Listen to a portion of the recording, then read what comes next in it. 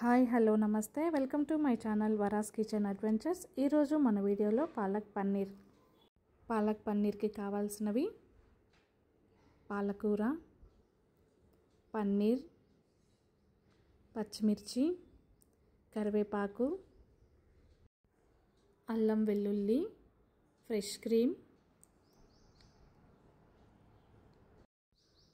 కసూరి మేతి, ఎండుమిర్చి, పసుపు, కారం, ధనియా పౌడర్, గరం మసాలా, ఉప్పు, కాజు, ఉల్లికాడలు, కొత్తిమీర.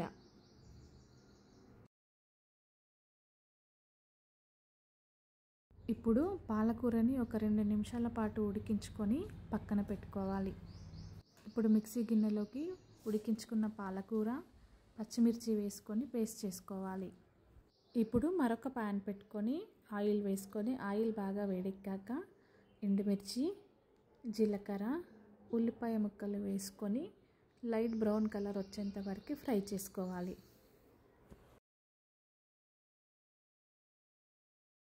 ఇలా బ్రౌన్ కలర్ వచ్చేంత వరకు ఫ్రై చేసుకున్నాక కొద్దిగా అల్లం వెల్లుల్లి పేస్ట్ కూడా వేసుకొని పచ్చివాసన పోయేంత వరకు ఫ్రై చేసుకోవాలి.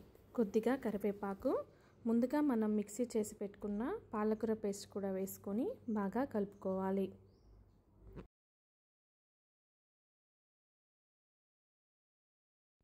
ఇప్పుడు కాజు వేసుకొని మరొకసారి కలుపుకోవాలి. ఇప్పుడు కొద్దిగా కసూరి మేతి వేసుకొని మరొకసారి కలుపుకోవాలి. ఇప్పుడు దీంట్లోనే కొద్దిగా గరం మసాలా, ధనియా పౌడర్, పసుపు, కారం, ఉప్పు వేసుకొని బాగా కలుపుకోవాలి.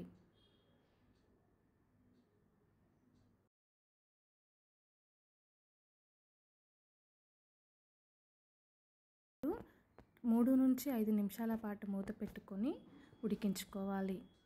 5 నిమిషాల తర్వాత మూత తీసి కొద్దిగా బటర్ యాడ్ చేసుకొని కలుపుకోవాలి. ఇప్పుడు మరొక 5 నిమిషాలు మూత పెట్టుకొని ఉడికించుకోవాలి. 5 నిమిషాల తర్వాత మూత తీసి పాలకూర అంతా బాగా కలిసేటట్టుగా కలుపుకొని ఒక గ్లాస్ వాటర్ యాడ్ చేసుకోవాలి.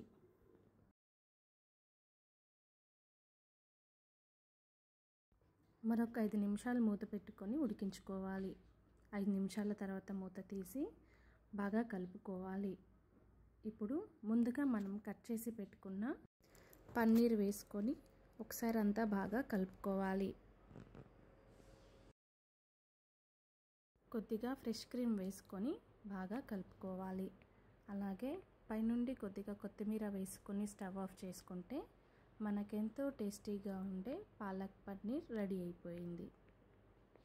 పాలక్ పన్నీర్ చపాతీ సూపర్ కాంబినేషన్గా ఉంటుంది. నచ్చితే మీరు కూడా ట్రై చేయండి.